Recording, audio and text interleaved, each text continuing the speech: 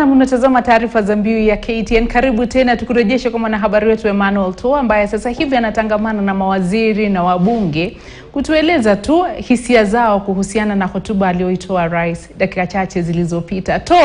Mikrofoni ilikuwa na tatizo. Sasa tueleze zaidi kuhusu yanayojiri katika majengo ya bunge.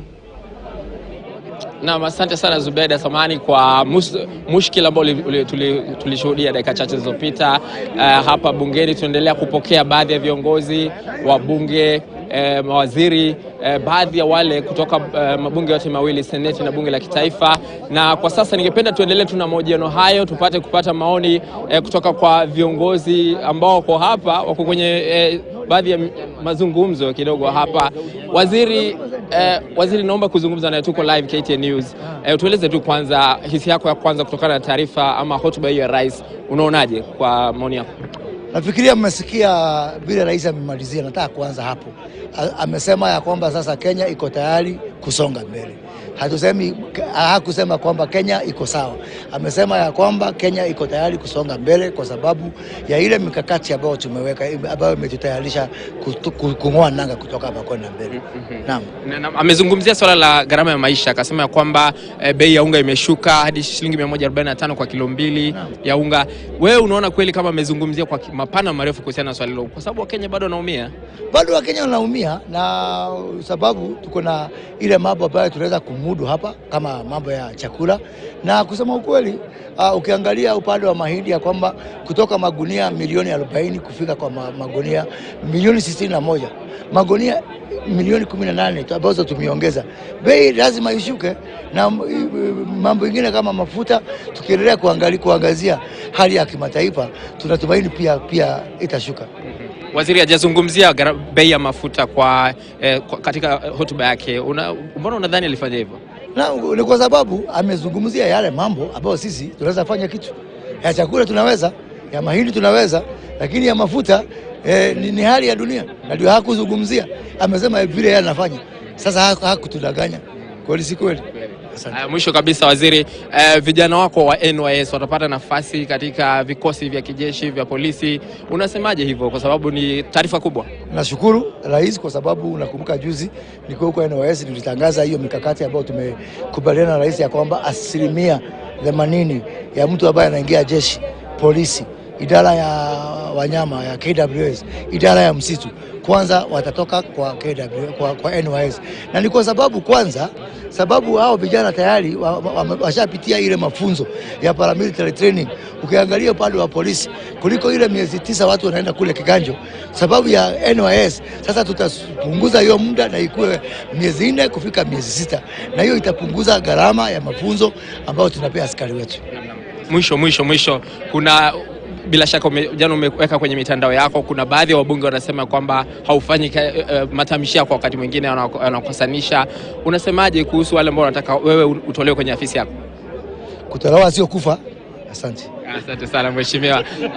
Ni taarifa ama hoja kutoka kwake waziri wa utumishi wa umma Moses Kuria, akielezea kuhusu taarifa hiyo, akisema kwamba ni hali ya gharama ya maisha. Rais William Ruto amezungumzia gharama ya bei ya unga, lakini hajazungumzia bei ya mafuta ya petroli ambayo imepanda sasa hadi rekodi ya kihistoria shilingi 217 kwa lita moja ya mafuta ya petroli.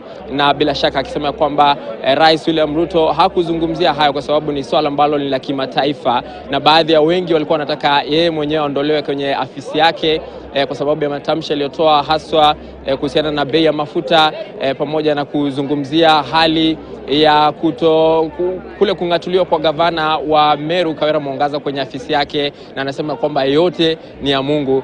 Ikiwa atatolewa ama hatatolewa, yuko hapa. Na tunaendelea kupokea baadhi ya sauti hizo, na sasa najiunga naye mbunge wa Dagoretti North, Mama Dago mwenyewe. Mheshimiwa, tuambie hoja zako. Upande wa upinzani mjakuwa wengi leo bungeni, hali kwa nini? Tumekuwa wengi, ni venye unajua siku ya leo wa free sitting. Kwa hivyo watu wengi walikaa pande zote, ndio tuachie senators. Hasa sisi wenye tunapenda kukaa mwisho, ilibidi tuachie senators waketi hapo. Ndio maana. Na mheshimiwa, kwa hivyo unasemaje kuhusiana na ama hotuba ya Rais? Amejipa alama nyingi kwa sababu ya jinsi ambavyo amezungumza. Unamweka alama ngapi kwa kati ya 10, 1 na 10? Mimi huwa nasema nimempatia Mheshimiwa Rais muda, najua anaendelea kufanya kazi, na la muhimu kabisa ile nitampatia alama 7 ni kutuambia kwamba mara ya kwanza tutalipa deni na tutailipa mapema. Hiyo nimempatia heko. Nimempatia heko kwa kuchukua mswada niliofanya nikiwa Senate, na mswada huo ilikuwa wa NYS. Nikawa nimeweka vipengele, nikaomba sana kwa hiyo motion. Nilikuwa nimeomba ya kwamba vijana wale wanajitolea wenyewe wanaenda NYS, wawe vijana ndio wanaingia katika disciplinary forces zetu hizi za polisi. Na leo kwangu mimi kama kuna miaka 10 nimesema kweli niliingia hii nyumba mwaka wa 2013 na nimerudi na nikaona mwaka wa 2023 kwamba hiyo maono yangu yamefikia. Mimi hapo nampa hongera na namwambia asante sana, kwa sababu kila wakati mimi wanasema hao vijana tunaenda kuwachukua kule mashinani wakati tunafanya hizi recruitment. Wengi wanakuja tu ni kikazi, lakini ukichukua kule kijana alijitolea, hamna hela, hamna nini, na akaenda kwanza NYS. Ule ni kijana alijitolea roho safi kwamba yeye angependa kukua mlinzi wa hii nchi. Asante sana Mama Dago. Beatrice Elachi, mbunge wa Dagoretti North. Sasa nataka tuende moja kwa moja hadi eneo la Mandera Kusini. Mheshimiwa, samahani sana kwa kukuweka kwa muda mrefu. Tueleze maoni yako kwanza. Unaona kama Rais aligonga ndipo katika hotuba yake?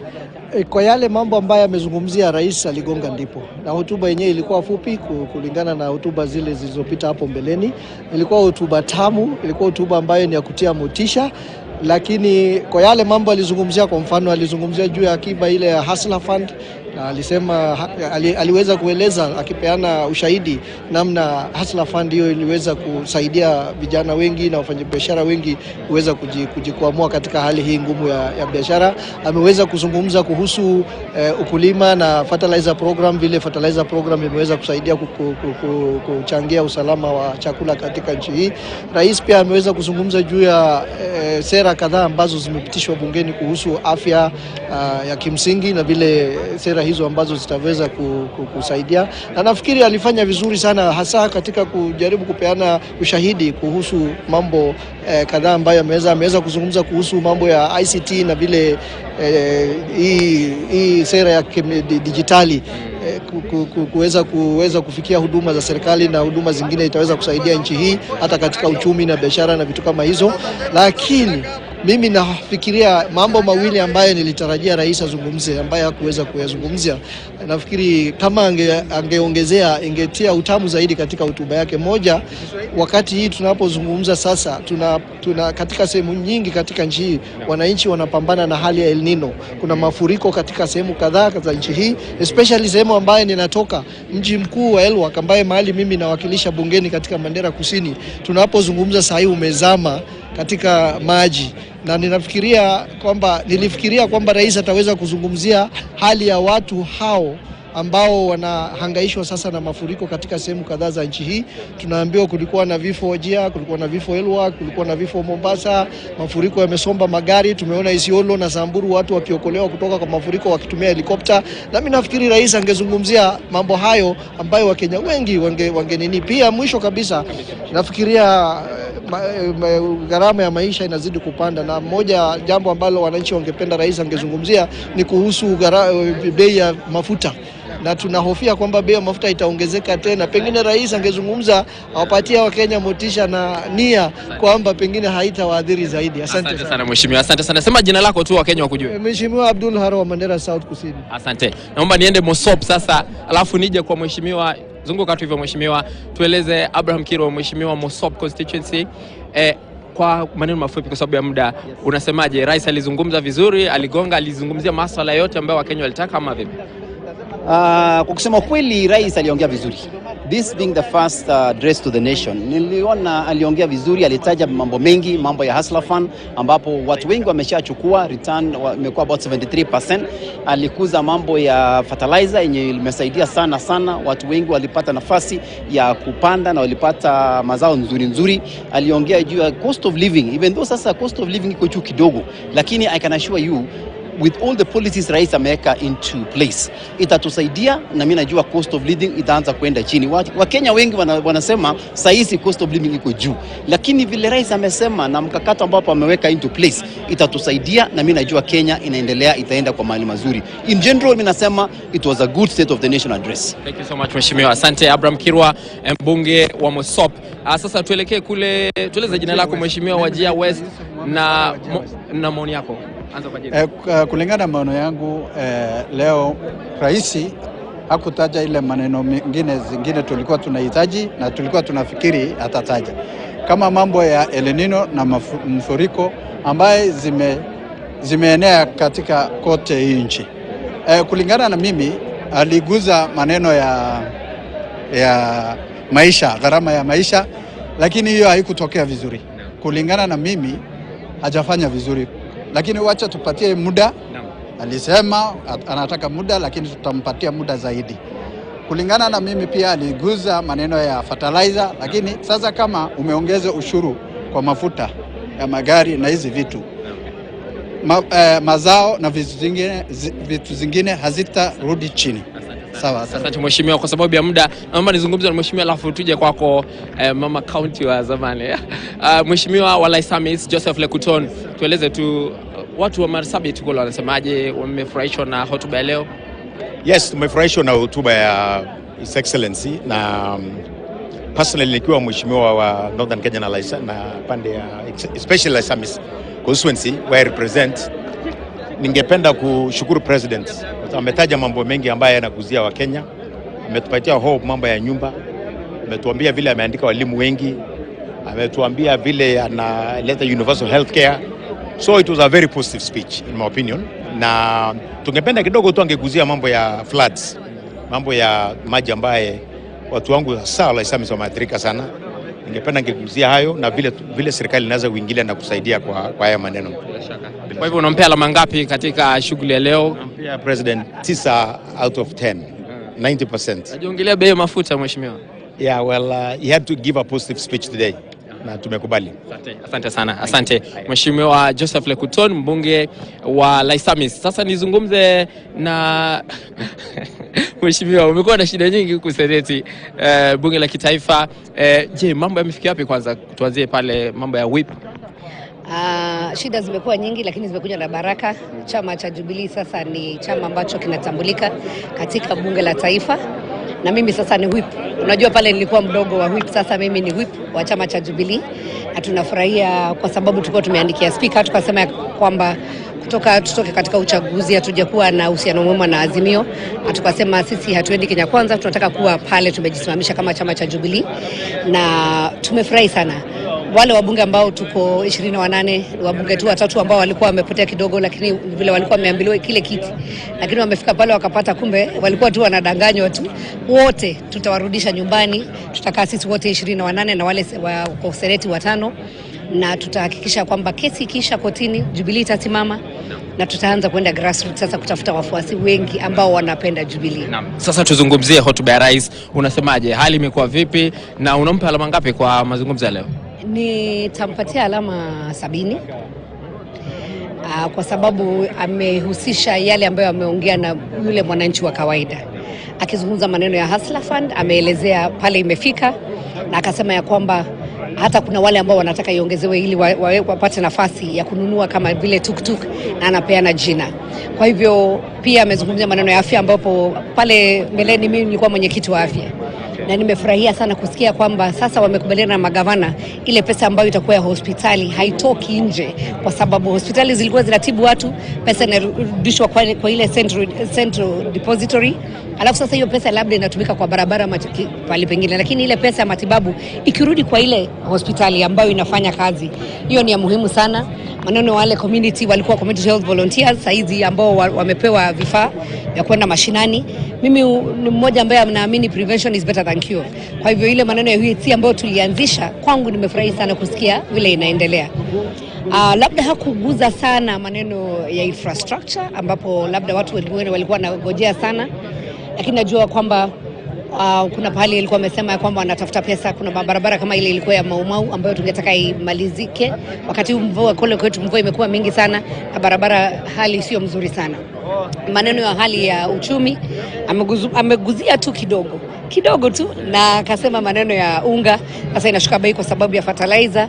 Na mimi ni mmoja wa wale ambao wako kamati ya agriculture. Kwa hivyo ningetaka kusema ile maneno ya dryers, ile maneno ambayo tunaongezea productivity ya maize na sio tu mahindi peke yake. Hiyo ikileta chakula watu wakishiba, maneno yatakuwa mazuri. Kwa hivyo ningesema hotuba yake ilikuwa ya kupatia watu hope. Na tukiendelea namna hiyo Kenya itakuwa sawa. Asante sana Mheshimiwa Sabina Chege, mbunge mteule chama cha Jubilee. Sasa tuelekee Mogotio, kaunti ya Baringo. Mheshimiwa Kiborek, maoni yako siku ya leo? Maoni yangu siku ya leo ni kwamba rais ameongea kwa ujasiri ya kwamba ametueleza penye tuko kama taifa na venye tunafaa kwenda. Rais wetu wa Kenya alikuwa amechaguliwa kama rais katika wakati ambao ni mgumu sana, kwa sababu kumekuwa na changamoto mingi ya insecurity, mambo ya economy na mambo mingi sana. Lakini leo ametuonyesha direction kama nchi ya kwamba kule mbele kuna mwangaza. So it's a very hopeful society today and we are very hopeful that hapo mbele mambo yatakuwa sawa. Upande wako kule Baringo kuna hali ya utovu usalama. Amezungumzia kwamba maafisa wa polisi wameenda pale, hali imekuwa shwari kwa sasa? Kusema ukweli bado hajakuwa shwari, lakini imeimprove kwa asilimia kubwa sana, sababu ameleta maaskari pale kwenye mali kuna banditry, kuna askari, na ametuahidi ya kwamba hao askari hawawezi kutoka, watakabiliana majangili hadi watakapoweza kuwatoa na tuweze kuishi bila tatizo la usalama. So tuko na matumaini ya kwamba itatatuliwa hivi karibuni. Ndio. Asante sana mheshimiwa. Asante sana mheshimiwa kutoka Mogotio. Karibu hapa mheshimiwa. Kuna mstari mrefu, kuna foleni hapa ya waheshimiwa. Anza na jina lako, Wakenya wakujue na maoni yako. Mimi naitwa Anthony Kibagendi. Mimi ni mjumbe wa Kitutu Chache South. Kitutu Chache South ni eneo bunge ambalo liko kule Kisii County, ama tuseme Kisii Town. Kwa hivyo nashukuru sana kwa muda huu, na mimi ningependa kusema kuwa kitu ambacho tunaomba rais apunguze kusema uongo. Tuko na rais ambaye amemaster the art of telling lies, ambaye anadanganya kuwa kuna nyumba 1750 ambazo zimetengezwa. Nyumba 1700 zikitengezwa ziko na mafundi watano.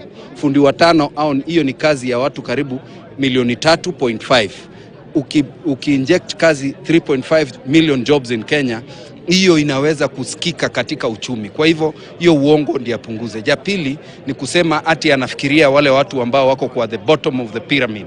Hao watu ndio hawafikiri kabisa. Aliwatumia kuingia katika uongozi, na sasa ameamua kuwagandamiza. Kwa nini?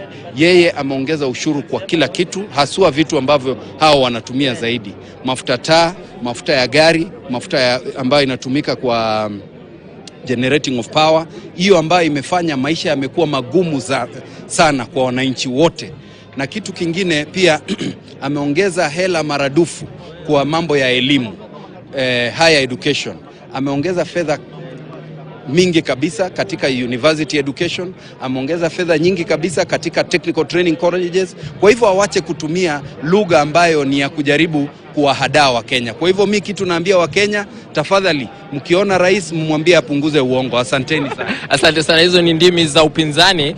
Ni mbunge Anthony Kibagendi. Sasa tuelekee Mandera. Gavana wa zamani wa Mandera, seneta wa Mandera kwa sasa, Ali Roba, maoni yako? Asante sana. Ningependa kuzungumza Kiingereza ikiwa ni sawa. Hamna tatizo. Asante. I think the state of the nation addressed by the president is largely very good. However, as the party leader of UDM, a leader from northern Kenya, and a leader representing the pastoral communities, the address has fallen way short of addressing the issues bedeviling the pastoralism sector, because it has not been mentioned for whatever it is. The Hustler Fund, as it is, the Hustler Fund has also not benefited the region because of the largely Muslim community, and because of the interest factor, the Hustler Fund is not beneficial to the community. And an issue that is very current, extremely devastating, of El Nino has not been mentioned in as far as that region is concerned. And we come from a region that also has a major problem as a result of inadequate power supply, because we are not connected to national electricity grid. While you talk about coffee sector, milk sector, sugar sector and all of that, the pastoralism sector has not been mentioned, as well as also problems affecting the region. What it appeared to me is a situation of all of us are equal, but others are more equal than others for the region I represent. Yeah, Thank you very much. But Mheshimiwa, he's also talked about the security in that region. Is it getting better?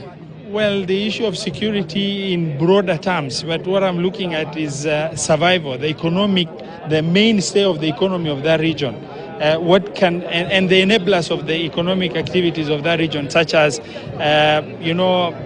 connection to the national electricity grid, or mini grids that are reliable to support cottage industries in that area. That has not been mentioned as it is, and livestock sector has not been mentioned completely. And so that I feel, as a regional head, as representative of pastoral community, we feel left out. Thank you very much. Thank you so much. Gavana wa zamani wa kaunti ya Mandera, tuzungumze Mheshimiwa, kuanza tu kwa jina wa Kenya wakujue kwa haraka, alafu maoni yako. Nashukuru sana. Mimi ni wakili Steve Mogaka, mbunge wa Mugirango Magharibi kule Nyamira County. Nimeshukuru kusikia hotuba ya Rais kuhusu State of the Nation. Ya kwanza kabisa, shukrani ni kuwa nchi imenusurika kutoka janga la njaa, kiasi kwamba ile subsidized fertilizer imeleta mazao, na hivi sasa Gorogoro nasikia imepungua bei, na tunaomba serikali iendelee kupunguza bei ya mbolea na kuendelesha uchumi. Na furahi pia kuwa walimu waliajiriwa katika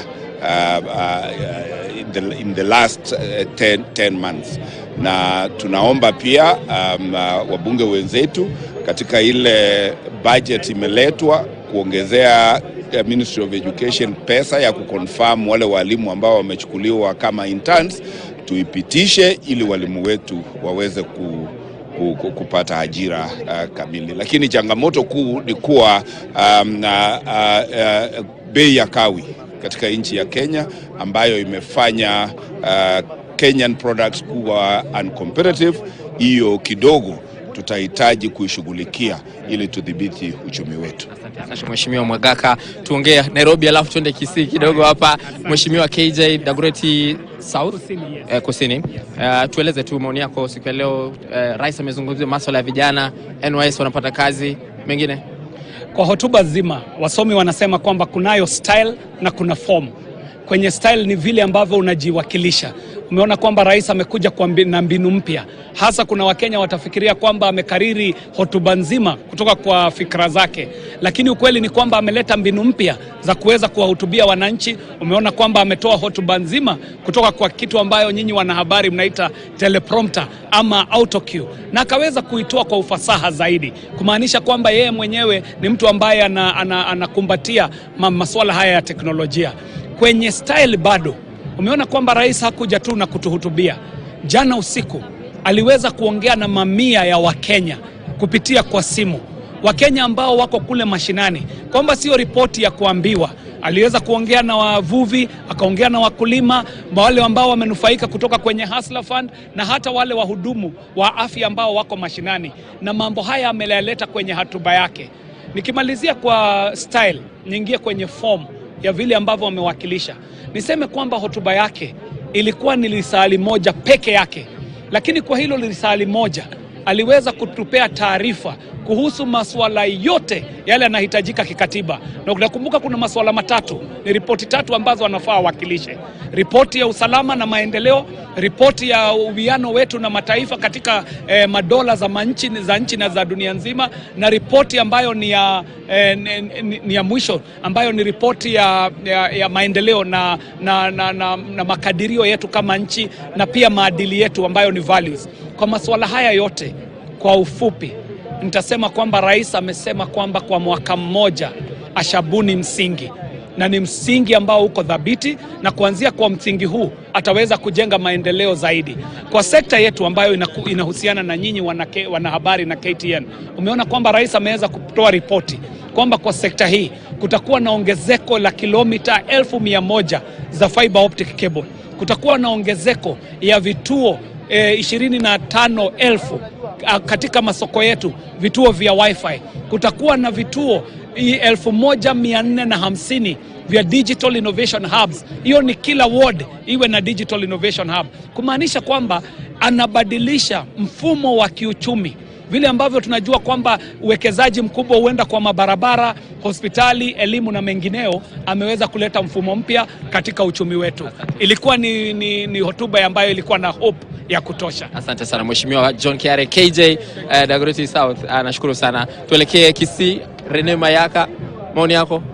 Kwa maoni yangu ni kwamba leo hotuba ambayo rais ametupatia imenikumbusha kama hotuba ambayo ni mtu anaongelea manifesto yake, kwa sababu kwa ile mwaka moja ambayo rais amekuwa katika kile kiti, hakuna kitu ambacho unaweza chukua useme kitu moja ambayo amesema amedeliver successfully. Na sababu nasema hii ni kwa sababu kwanza kabisa kuna kitu ambacho inaitwa pending bill ambayo inasumbua county government na national government sana. Nilikuwa ninaomba sana rais aongelee maneno hii, hakuongelea.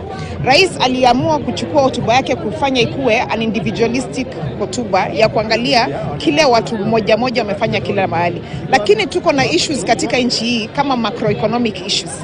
Tuko na issues ya inflation katika nchi hii. Inflation yetu imepanda juu, GDP iko juu, treasury bonds na treasury bills wa Kenya hawachukui, hawafanyi investment, mambo kama hayo.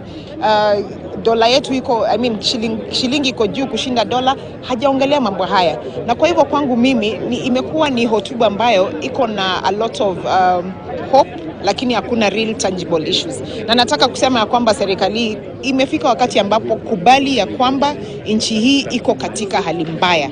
Tuongelee tunatoa wapi solution. Jana mnatuambia ati sasa mtu akitaka kupata ID, hasla mdogo ametoka shule, badala ya 200, 1,000. 1,000 atatoka wapi? Mnatoa hiyo economy chini, bottom mnapeleka up. Taxes inatoka bottom inaenda up. Economy inatoka bottom, kila kitu hapa iko mbaya katika nchi hii. Na tuko ICU. Kwa hivyo tutoe katika ICU. Asante sana. Irene Mayaka, mbunge mteule ODM. Tuelekee Nandi alafu tuende Kirinyaga. Tueleze tu mheshimiwa kwa haraka, Samson Cherargei, maoni yako kwa kifupi? I think it feels encouraged today that this is an encouraging state of the nation, remembering that we are in difficult times. 3 things I can mention. One, I'm happy the president has largely dealt on the issue of agriculture, on the success of subsidized fertilizer of 2,500, the provision of dryers to ensure we dry our maize to avoid aflatoxin. Number 3 is the provision and bailout of 171 billion of sugar cane. And number 4, the issue of ensuring last mile distribution of fertilizer. Number 2 is on the issue of fight against corruption. I agree that we need to fight against corruption. As a Senate, we have always had a challenge on the fight against corruption. I'm happy there is political goodwill from the highest office in the fight against corruption in counties and national government. Finally, is on the issue of bipartisan and national dialogue. I'm happy the president has mentioned that the bipartisan talks that is happening in national dialogue is strictly on the legislative and policy intervention. It is not about the handshake. It is not about formation of government of national unity, but he has assured that opposition and government can work together for the betterment of the nation without the sharing of government. And that one has assured and put to rest most of the fears that we thought national dialogue would be a gateway to go back where we are in 2013 in terms of the handshake. But all unsaid, let us work as a country, let us encourage each other. I know the cost of living is very high. And finally, I've seen the charges that have been introduced. legally, under the tax law, there must be public participation. Kenyans should not worry that charges has been introduced without the provision of National Assembly through public participation and the formation of tax law as per the law. So they should relax. Those are just proposals by the Ministry of Interior, but in fullness of time, the public participation will be done and those charges will be reviewed downwards for the benefit of all Kenyans. Thank you so much, Senator. Senator Nani Samson Cherargei, twende Kirinyaga sasa kwa mheshimiwa. Anza tu kwa jina lako, Wakenya wakujue vizuri na maoni yako. English, let's go. Tell us your name and your views about the speech by the president today. I'm Jerry Maina, County MP Kirinyaga, and the president's speech has spoken about the agenda and what we have been able to implement as a Kenya Kwanza government. And of course I have seen the runs on social media, and I do not think any sitting government has ever been popular at any given time. But what we can say as a Kenya Kwanza government is that we have tried to do our best, given even the international situation in regard to the cost of living and the cost of fuel, because it trickles down to the cost of living.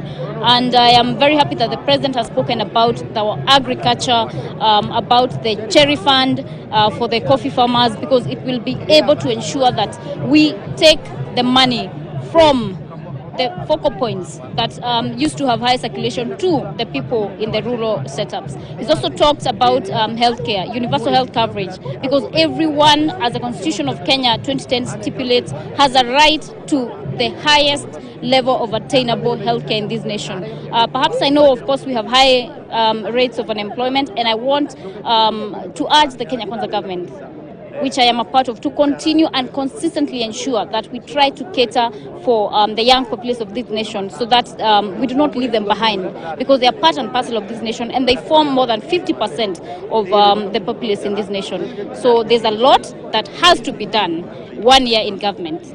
Yes. So lastly, the president has not spoken about the fuel prices, and we're already hitting record highs, and we expect, as the CS for Energy said, it could go even further higher. What do you make of that? It's a very unfortunate situation, the cost of fuel, because like I've said, it trickles down to the cost of living. But then at the end of the day, it is an international issue. It is not an issue that is localized or being dealt with in Kenya. And personally, I have never supported subsidy programs, because they are very prone to abuse. And as I speak, this government is still paying for the subsidies that were implemented by the previous government. Thank you so much. Thank you so much. Asante sana. Sasa tuelekee kwake Mheshimiwa Dido Raso, Mheshimiwa Wasaku, mbunge wa Wasaku. Tueleze maoni yako siku ya leo. Hotuba imekuwa fupi, imezungumzia mambo yote ambayo ulitarajia zungumzia. Asante sana. Nafikiri kulingana na mimi, Rais ameweza kusema kuhusu yale mambo muhimu. Kulingana na mimi, ile cost of living ama ile ubora ya maisha, na aliweza kusema jambo la kwanza, lazima tuwe na chakula ya kutosha, ili Wakenya waseme bado tunaendelea kuwa na njaa. Na aliweza kusema ile imeweza kupunguza gharama ya maisha. Ya kwanza ni maneno ya fertilizer. Ingine ni kuweza control jinsi gani maneno ya price control, ingawa huwezi kupeg useme tutaweka price control. Alisema maneno ya borrowing, sababu kama tutaendelea kuwa na external na internal debt, bado gharama ya maisha itaendelea kuwa juu. Lakini president amesema lazima tupime nguo yetu kulingana na mwili yetu. Jambo la pili ni maneno ya security. Sehemu kame ambazo sisi wengine tunatoka, ndio sehemu zimekuwa na shida kubwa sana ya insecurity, kama ni North Rift, Upper Eastern, North Eastern na upande ya Lamu. Na president ameweza kusema ya kuwa atafanya juu chini kuhakikisha kutakuwa na usalama, ili watu wa sehemu hiyo waweze kuanza kupata maendeleo. Sababu tukiwa na ugatuzi, iko rasilimali mingi inaenda hizo sehemu, lakini upotovu ya usalama imefanya ya kuwa hiyo imekuwa ngumu. uwekezaji ya rasilimali sehemu hizo. Na ya tatu ni maneno ya healthcare, hiyo universal healthcare. Shida kubwa Kenya sahii ni gharama ya matibabu kwa hospitali ile ya kawaida ama hospitali ile ya rufaa. Watu wengi nafikiri wanaendelea kufa sababu hawana rasilimali ya kutosha ya kuweza kupeleka hawa hospitali. So kwa hivyo nafikiri rais amesema yale ambaye wananchi wangependa kusikia, na sisi viongozi tutashughulikia nini. Asante. Asante sana Mheshimiwa Dido Raso. Tuende kwa mwingine tukikamilisha. Anza kwa jina lako Mheshimiwa, na utuambie maoni yako ni gani kuhusiana na hotuba leo ya Rais William Ruto. Majina ni Caleb Mutiso Mule, Mheshimiwa wa Machakos Town Constituency. Mheshimiwa Rais ameongea vitu muhimu sana leo, na vitu mingi sana. Na nimecapture vitu kidogo hapa na pale. Kitu ya kwanza ni maneno ya madeni. Amesema kuna deni sugu limekuwa hapa linaitwa Eurobond, ambayo inakuwa haitupatie heshima kwa nchi za ng'ambo na kuomba. Sasa amesema hiyo ako na plan ya kuilipa about $300,000 in this year. Hiyo ni muhimu sana ili tuweze kuomba. Ile ingine nimesikia muhimu sana ni amesema savings zetu kama nchi from NSSF zimeongezeka kutoka 1.4 billion mpaka 6.5 billion yearly. Hiyo ni kumaanisha tukiendelea hivyo tutakuwa na coffers yetu ambao tunaweza omba locally for development. Tusikuwe tunaweza omba nchi za ng'ambo, na tukiomba nchi za ng'ambo unapata rate ya kulipa inakuwa ngumu sana na inakuwa pesa ghali sana. Kwa hivyo naona hiyo mambo muhimu sana. Amesema maneno ya dryers also. Amesema kuna dryers zinakuja ili ku dry mahindi yetu, ili wakulima waweze kupata bei mzuri na mahindi yao ikuwe quality maize ili ikuwe dry. Amezungumzia pia swala la kuungana kwa kitaifa. Tunajua kuna ile kamati ya mazungumzo maridhiano. Unasemaje kuhusiana na taarifa yake kuhusu swala hilo? Namuunga mkono hiyo. Naona ni sawa ili inji ihil na tuendelee na mbele. Tunaona pande hii ya upinzani na pande hii nyingine, tuangalie maneno ile wanasema includiwe na hii nyingine ili serikali isonge mbele, kwa sababu hawa wana maoni yao na ni mazuri na hawa wengine wana maoni yao na ni mazuri, na wakileta pamoja tunasonga mbele na tunajenga nchi. Asante sana. Kwa hivyo ni maoni ambayo yanaendelea kutiririka hapa bungeni. Kuna baadhi ya wabunge wanatoa maoni yao. Tumekuwa tukizungumza pia na mawaziri na wakitupea maoni yao, wakisema wengi wanasema kwamba hotuba ya leo ilikuwa fupi na ikieleza baadhi ya masuala ambayo yalikuwa yanahitajika kufanyika, na kwa hivyo kuna mengi ambayo pia yanafaa kufanyika. Ni mwaka mmoja wa uongozi wa Rais William Ruto, kwa hivyo kuna mengi ambayo anatarajia kutimiza katika siku zijazo, na kuna wale ambao wamezungumzia pia bei ya gharama ya maisha, kwa sababu tumeona kwamba bei ya mbolea imeshuka lakini bei ya mafuta imepanda. Kwa hivyo ni hali ambayo inaleta hali ya tiati katika swala hilo. Kwa hivyo kuna mengi ambayo atakuwa yanaendelea kuzungumziwa leo na siku zijazo kutoka hapa bungeni na nje ya bunge kuhusiana na hotuba hiyo ya Rais William Ruto, na tutakuwa tunaangazia kwa mpana na marefu katika taarifa zetu za hapo baadaye kutoka saa 1, saa 3 na pia siku zijazo. Kwa hivyo ni hayo tu kutoka hapa katika makao makuu ama katika majengo ya bunge, na kurejesha moja kwa moja hadi studioni kwa matangazo zaidi. Naam, shukrani sana Emmanuel To. Ni mwanahabari wetu Emmanuel To akiungana nasi kutoka majengo ya bunge, ambako Rais muda mfupi jioni hii amehutubia taifa na kutoa mikakati ambayo serikali imeweza kutekeleza na ahadi ambazo zimeweza kutimizwa chini ya uongozi wake, na tutakuwa tukikuletea taarifa hiyo kwa kina katika taarifa zetu za mwendo wa saa 1. Sasa hivi nawapisha wanaspoti. Sijui wapo wameridhika na hotuba ya Rais. Sijui kuna ahadi zilizotolewa katika sekta ya michezo ambazo zimetimizwa au la. Tutakuwa tukiungana naye Jeff Mugi.